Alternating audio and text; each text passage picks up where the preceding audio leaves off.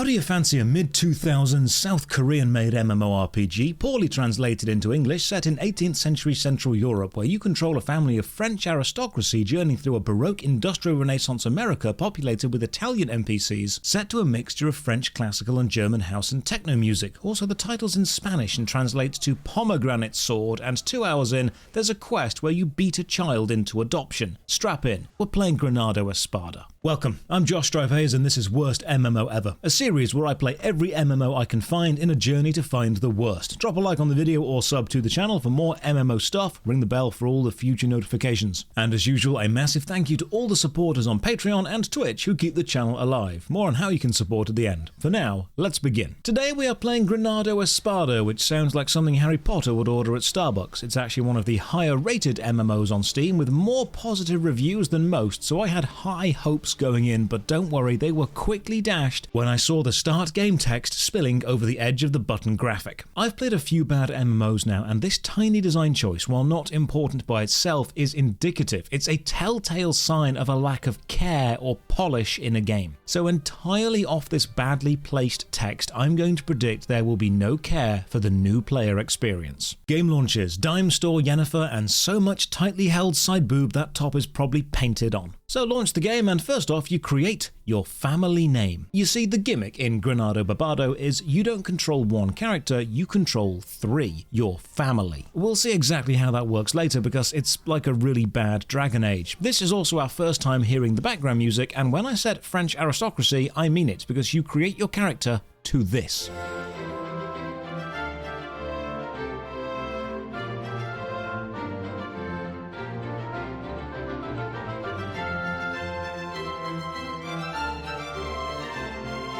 Okay, now I'm in the correct headspace of strutting around like a cake-eating dandy. I read upon the classes, and of course the text overflows the lines, because why wouldn't it? The aristocracy have no respect for your common text formatting, you peasant. So make 3 characters. Your first must be the scout class. Don't know why, but your other 2? A selection. Warriors, rangers, wizards, warlocks. It's nice to see the female warlock is just as sexy as the male warlock. That's equality right there. And after making my magical harem of a wizard and a warlock, both almost bursting out of their skimpy clothes because of their orbs of magical energy, we begin. One final family check from the barracks screen, and then you launch the game by clicking Saved Game, and we begin in the magical city of Startonia. I could not write a more on-the-nose parody. So gameplay, top-down camera, rotate it by holding right-click, left-click to move. You select which character you're moving, either on the left or click and drag for a selection box. Think of it like Baldur's Gate 3, but instead of pristine gameplay polish and world-class writing passion, you're controlling 3 drunk elitist nepo babies with all the personality of a stale baguette. You can change which character is seen as the leader by clicking the little crown icon by their names. In 3 days of play, this never actually mattered. So Startonia, left-click to move, follow the green arrows. What button do you think opens the quest list?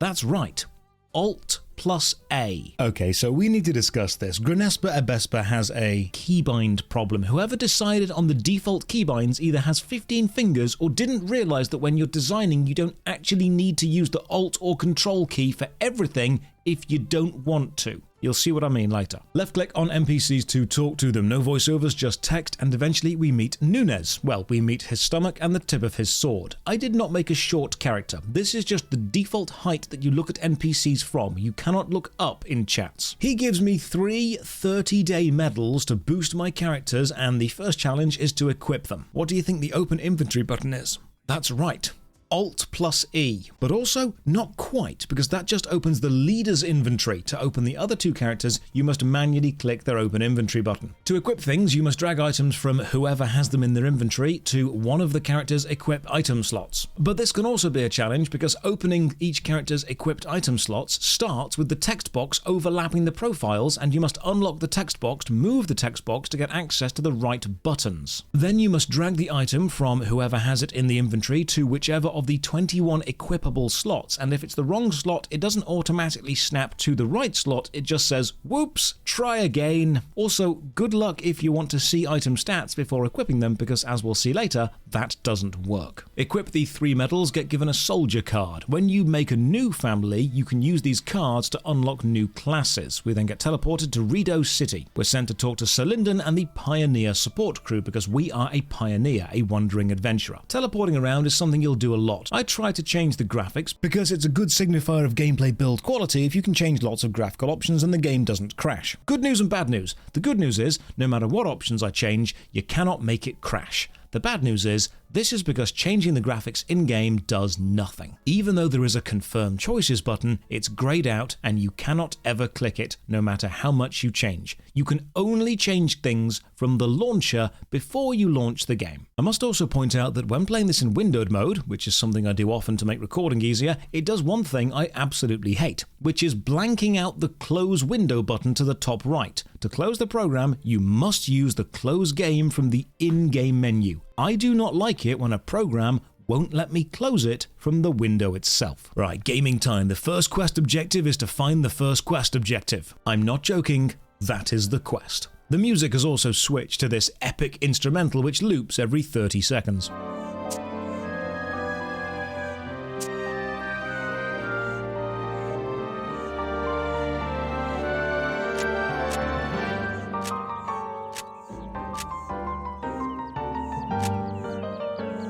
I think the best word to describe Grandiose Pomegranate is overwhelming. The music, the amount of UI elements, the character systems, the amount of info on the map, the NPCs, the labels, the city, the insane keybinds, there's a lot to take in. Now, I'm not against complex games at all. I'm replaying Morrowind on Twitch, and the leveling system in Morrowind alone is more complicated than all of Skyrim, but a complex game needs to have excellent pacing, to slowly introduce all of its systems and stack them in a meaningful way so the player feels in control and can see the connections between these systems. This does not do that. There is no pacing here. Pacing is a dirty word in Pomegranate Land. You will have all the systems all at once and you will like it. So what I'm going to do, to avoid burnout, is just play. Follow whatever quest the game gives me, focus on interacting with whatever systems the game has valued enough to actually mention, otherwise my brain would melt. First off, how do you open the map? Oh yeah, of course, it's Alt-Z. It's so intuitive. But hang on, there's not just one map, there are three. The actual map, which shows your facing and a cone of vision, but not important quest people. The quest list, which shows a map of the area you're in and what you need to do and where you need to go, but not your character, so you have no location reference for yourself. Or the local area map, which shows NPCs. And there's a search function here, but it's not that useful because it doesn't show quests. And on the general map, you can click to move, but not on the other two. Sometimes navigation is a case of using all three and some brain power. Your quest map will say where to go down here, and the map links that you need to take to get from A to B. But then your general map will show you where you are and how to reach each link, and the NPC map will then show you how to find quick travel NPCs, which can send you to places faster. So we chat to Domingo. He needs help killing some monsters in a local church. We agree, and the game just teleports you there. Don't think, just go kill monsters in the name of Korean Jesus. This starts one of the game's dungeons, a linear path from start to finish, sometimes joined by supporting NPCs, fighting endlessly respawning enemies until you reach the end and kill a boss, all set to rave music. So behold,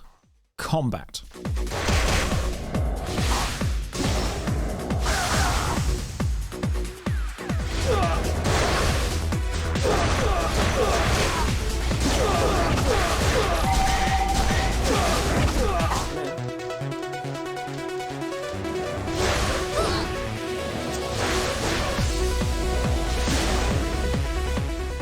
Oh god, this is my fault, isn't it? I'm always asking for early game dungeons, but this feels like the monkey's paw curls a finger. The designers were like, fine, we'll give you early game dungeons. They're gonna suck though. Combat is, in a word, boring. You can left click to attack, or press spacebar to attack the nearest enemy. Your main guy, the scout, has no melee attack unless equipped with a dagger, and you don't start with one. Both my magical girls have ranged fireball attacks. Now each character does have skills and abilities, but you're never told this. The scout can heal your team, and if you use space to auto-fight, they will automatically cast heal whenever any other character reaches low health. Meaning essentially, as long as you're not actively preventing your team from fighting, you can never die. You essentially have 2 DPS and a healer. Everyone tanks equally well. Now, there's a lot you can do with a team of players, and they've done absolutely none of it. No support, no aggro, no duo or trio attacks. I mean, come on, even the bouncer had trio attacks. The bouncer!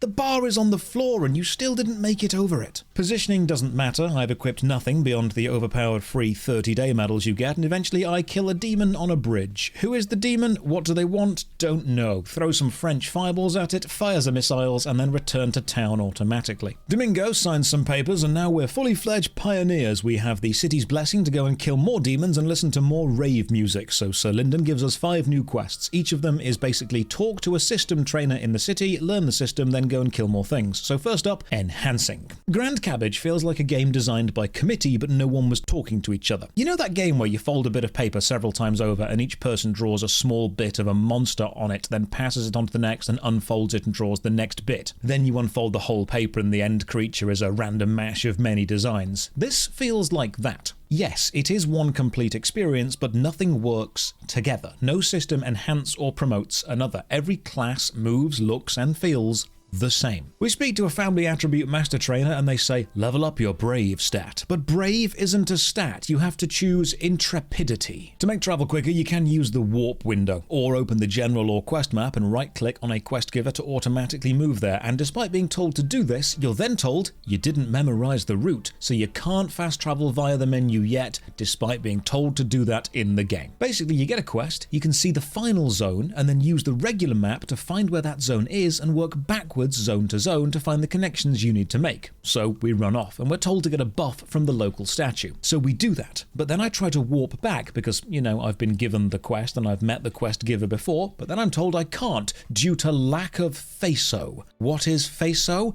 It's obvious. It's the Samoan word for communication, because Grindibly Adibly is on a quest to smash every nationality into this mess of a game. Next up, go to Ferruccio Junction. Ferruccio being an Italian name meaning one with the iron sword, named because the junction map features a giant dude with a sword. We're told to use the save warp to reach it, but what does that mean? How do you do it? It sounds like something a speedrunner would do, and I do not know what the save warp is. So manually work out the map links. Leave the city via the Queen's Gate, travel through the stone pit, get to the junction. Playing Grand Vegetable feels like joining an anime mid-season in a very convoluted and rather dull arc. There's a lot going on, but I've not been given any reason to care about any of it. Normally in games you start underpowered, your growth is part of the journey and you're the underdog rising up, but here you are clearly immensely rich, powerful and unkillable from the start. There's no feeling of progression. Like a vegetarian barbecue, there's just no stakes. While out in the field, we meet this guy who has lost his girlfriend. She's trapped in a local dungeon and he wants us to go and rescue her. We agree and he teleports us there because apparently he's a magical wizard that can do that but is incapable of rescuing her himself. This starts a wave defense section where a slow sludge of different looking but identical acting enemies move toward you and you just kind of stand there and don't die. It's very annoying how every enemy looks different, yet they all have exactly the same AI and similar attacks. Nothing feels different. So we survive and rescue the girl, return to the guy, and he shows us a picture of her and says, what do you think? And if you say, yeah, she's pretty, the guy attacks you for thinking you're trying to steal his girlfriend. So you fight, and when you win, he leaves her and joins your family, which means Granado Espada lets you beat up a love-struck child, then forcefully adopt them. I've also discovered you need to remove any weapon your scout has equipped if you want to use their heal skill, and as healing is way better than damage, that's pretty much a no-brainer. A guy called Jack then sends us to the stone pit to kill some more enemies and potentially abduct some more kids for the family, and this game is just infuriating because I actually don't hate any individual aspect of design.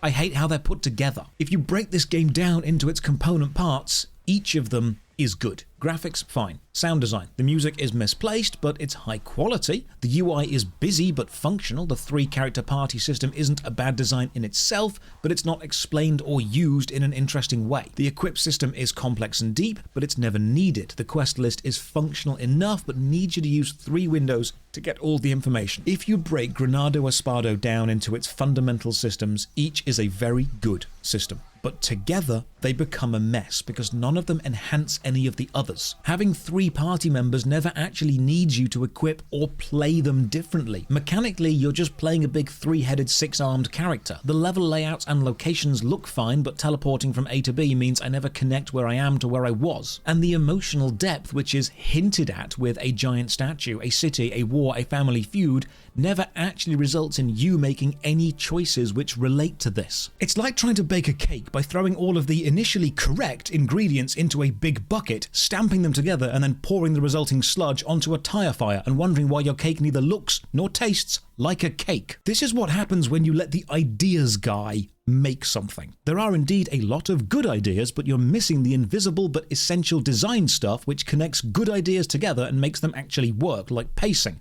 narrative structure, a hidden tutorial, character connections to the world, combat, challenge and balance, slowly stacking mechanics, or impactful player choices between the systems. Like how they've given me 3 characters to control, but for my entire playtime the best choice was always select all of them and attack one thing. You've used a system which can have incredible tactical depth as a gimmick and then not done anything tactical with it. The next time someone says, "Oh, I've got a great idea for a game," I'll be thinking, so did Granado Espada. Loads of ideas, but lots of ideas in isolation is not normally as fun as a few specific ideas linked together and fully realized. If you get attacked after moving and you don't press spacebar, you won't fight back. So I just stand there and see how long it takes to die. It takes about 15 minutes for one character to be killed, and then I noticed 2 things. One, once a character is killed, they'll get back up after about 36 seconds. So unless your team is wiped out, you're technically invincible. And 2, why is the crocodile standing up and punching me? Is this like a really rough cut of Tekken? Does the crocodile dream of being a boxer? And then I realize it's dumber than that. They've just given the crocodile enemy the kangaroo moveset. Seriously, look at this. A crocodile hops around, jabs, and jump kicks. They are kangaroos. They've clearly just given the wrong model and texture to the wrong rig. Fight through the stone pit to reach Jack, tilt the camera up to try and look at the rather nice scenery and landscape, and accidentally just full-on upskirt it. There you go, fan service. It truly is an anime game now. Guess it's impressive they modelled and textured everything. While playing, a new patch note comes out. Point 1 is letting players know the compensation items for server instability are being removed, so grab them quickly, and point 2 is letting you know that there's a new loot box in the cash shop, so go and buy it. I'm gonna be honest, those 2 patch notes, being 1 and 2, don't really inspire the most confidence in me. Check the notice board in town for more tasks, and why am I so low down? Why do I just see the bottom edge of the board? So I grab a task, go and speak to Idge and learn enhancing. This process upgrades weapons, but once you try to upgrade a weapon past +5, there is a 50% chance the upgrade will fail and the weapon will be straight up destroyed. But don't worry, you can use the secondary crystals that guarantee the upgrade will work. So there's actually a chance if you do fail this, you can softlock yourself out of your starting equipment, but that's fine because your equipment doesn't matter. Also, there is a cash shop where you can buy everything you might need, because of course there is. 3 things in life are certain: death, taxes, and MMO cash shops. We'll look at the shop later. You can't equip the sword as the scout because you don't know how to use them, but here's a fun little quirk. I have 2 body armor pieces, one in my inventory, one equipped. They are the same named piece, but one of them is more powerful. The one I have equipped, when I cursor over it, shows its defensive value. But the one in the inventory shows 0 when I cursor over that. I know this is wrong, because the one in my inventory is the upgraded one. So I equip it, and now it shows a higher defensive value, but the other piece, now in the inventory, shows 0. So armor pieces in the inventory will show an armor value of 0, despite having a value. You can only see it when the piece is equipped. I go to Rachel next and learn how to add sockets to items. You put gems into sockets and make weapons more better at making stuff more dead. But after adding 1 socket, there's a chance that every additional attempt will destroy the item, because of course there is. Next quest, go and find some old armor at the giant statue junction. Doesn't say where, just says around the statue. By now, I've been playing for about a day, so I take a break and I return to the game, and returning to this game is daunting. Because while I've played some bad games on this series, Granado Ebobado gives the strongest feeling of I just don't want to play this anymore. Perfect example of 2 decent systems making each other worse. The floor is nicely textured. The chat box is nicely laid out, but the chat box is transparent, the text is white, and it blends in with the floor. If you had anyone quality control this for 10 minutes, they would have noticed that. Arrive at the junction and meet the move helper. For only 10 viz, they will transport you across the map. I don't have any viz, plus this is the first time I've been to this map. Maybe game tried to let me be excited to play it and not instantly encourage me to skip it. While here, kill 10 leafing crocs. Leafing? Oh, have they misspelled the enemy name? Was that meant to be leaping crocs? Because that would still be stupid, but it would make more sense. This area is huge. I get a load of Kill X quest, and the music switches from Noble Classical to Techno Rave. Again.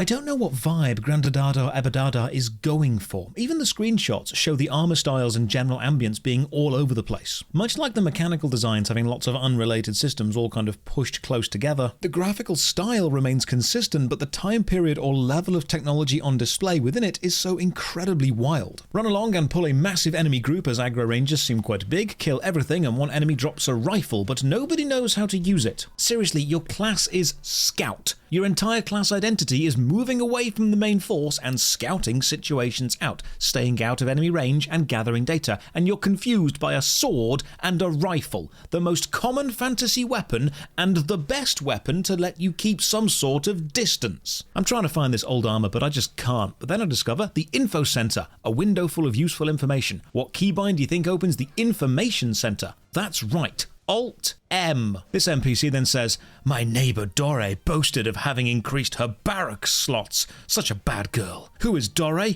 You don't need to know such a girl." Well, slow down their game, you don't know me. Maybe increased barracks slots is exactly what I look for in a woman. Discover the fast warp menu. It links you to the major lower level cities and instantly unlocks from the start. You can't warp while in combat, but you can warp while being attacked and not retaliating, because that is clearly not the same as combat. Back at the main city, we are praised for our stellar work of killing things around the giant statue, and then we're given some 30-day wings as our reward, and then given the next quest. Go back to the statue and kill even more things. Stunning pacing game, just absolutely stunning, 10 out of 10. So I travel back and like an angry avenging angel return to set everything on fire. Then I explore the city and meet Andre, a man so aggressively French, just being near him makes me want to protest something. He wants me to kill 5 plants, so while here I speak to more locals and collect more local quests. This guy Sheriff wants me to identify a mysterious tea box. My god, he really will do anything except release Ashes of Creation, won't he? Spot another player in the game and say hi and get no response. Then learn enchanting, which is the same as enhancing except it tastes more magical. Then go complete the quests I found, which are all talk to X or kill X. But a touch I do like is on the quest list you have a linear track punctuated by these lion icons showing you the steps of the quest you're on. That's a nice visual. This quest needs me to interact with the notice board in 3 cities, and once again my vertically challenged character stares at the lower edge, and then we use the waypoint system to teleport to another city. The game never mentions the waypoint system, I think it just assumes you know what that is. The loading screen also seems to be St. Paul's Cathedral, which is in London, and the others are reminiscent of New York. So I journey around, and I think the best description of this game is aggressively boring. It's not like it's not doing stuff. It's doing lots of stuff, but none of it's landing. Nothing works together. It's like a one-liner comedian and none of the jokes are hitting. They're not offensively bad, they're just really dull. So while I'm playing, let's have a read of some reviews. It's an old game, but perfect to play it when you're working from home and to leave overnight leveling up. This person has played for 1,024 hours. Good RPG. This person has played for 4,073 hours. Trading to players is still the best in gaming. 8,080 hours. Fun thing about the game, play 3 characters simultaneously. The Victorian era theme is fantastic. Boobs. Fun raid of 12 to 30 players. 17,951 hours. Some players are getting banned for no reason. Facts. 27,887 hours. I'm going to stop reading reviews for this game because they're scaring me. Return to the giant statue and kill some more enemies for some more items, but I want to explore, to see the wide open yonder. If there's one thing Granado Encanto has going for it, it's actually the graphics. No, the game isn't fully open world, it's several larger maps all joined together, but the maps themselves do look inviting. The distant scenery looks interesting, and maybe, just maybe, if I wander off the beaten path, if I roam free, I'll discover a whole new adventure. A small-scale problem I can solve. Maybe I can go and be a real, wild adventurer. No, there are invisible walls everywhere. Go back to the main quest, you idiot. Why would you even want to explore? I spend a while trying to find the old armor for this quest, and I can't, so I try the wiki, and the game actually has a relatively fleshed-out wiki. The armor is under some stones, so I search around, find it, and then get sent to Alquet Mareza, a dungeon. Oh, I love dungeons. Let's hope this one's better. Through the spider-infested forest, and oh hey, this is where I killed that demon on that bridge earlier. Into the dungeon, and now a few strange design choices. Enemies in dungeons do not stop spawning ever. You can just stand still, turn on defend area stance, and grind forever. Now, there is a system designed to stop you from doing this. Barrels will spawn in the dungeon, and if you attack them, lots of high-level enemies will spawn which will kill you, but barrels don't spawn in corridors, so negated that one pretty quickly. Now, I'm not against standing and grinding AFK in MMORPGs. I got maxed combat in old school RuneScape via the Nightmare Zone, but that is usually an experience you want to provide to a higher level players who actively seek that out. A reward after several hours of adventure, not something you want a new player to experience a few hours in and become the adventure itself. So I spend literal hours just standing here letting my party kill everything, and I gain a few levels, but it's important to remember, apart from the 30-day wings which I was given at the start, I've not had to equip a single new piece of anything. I've not had to micromanage combat at all. I've not had to engage with the systems any deeper than the Force tutorials made me, and even when I do, I don't actually gain a sense of increased power. There's just no incentive to pay attention. Oh, this dungeon also has background music with lyrics. Just give it a listen.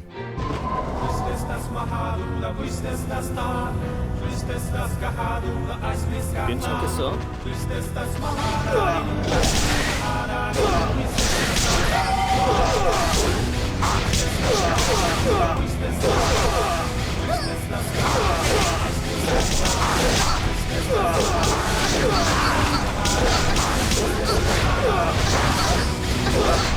I've had that on loop for 6 hours while training. Follow some more quests and figure out more directions, and then I realised another design I dislike. The quest instructions have managed to be the worst of both worlds. See, over on Twitch, I've been replaying Morrowind recently, and I've been really appreciating the lack of icons and directional markers, having to rely on written instructions, actually paying attention in the game to explore the world using the in-game directions. It's the opposite of Skyrim, which gives you big shiny markers everywhere. No reading or immersion really needed. Granado Espada does neither. It doesn't give you large floating markers, nor does it give you written instructions that are specific or accurate, leaving you to kind of vaguely figure out where it wants you to go and how to get there from a series of map windows. Kill this level 20 flaming horse by just slowly burning it down. Sometimes it does a big attack shown by a red marker, and the first few times I actually do move out the way to try and engage with the mechanic, but then I realise you don't need to and can just out-heal everything. And you don't even need to be the one to click heal, remember? Your scout character will just do it for you when everyone is on low health. Kill this Sigmund enemy for a quest item, and hang on, there's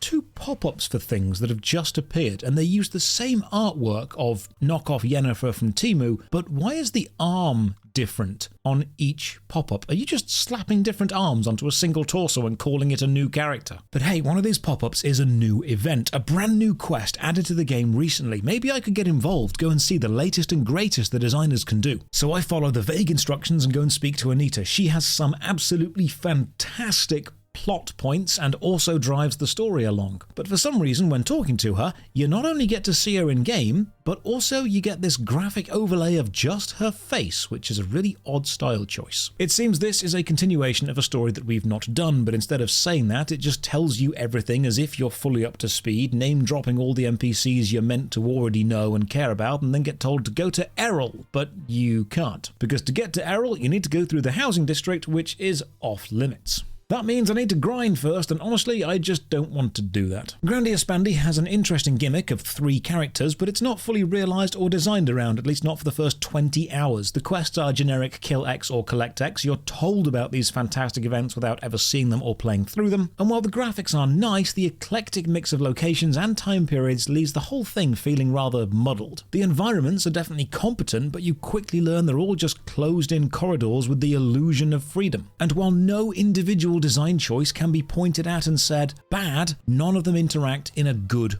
way. But the worst thing of all, there isn't even a Pomegranate Sword. So I will award Granado Espada blatant lie out of 10. Cheers for watching. Another massive, oh yeah, the cash shop, forgot about that.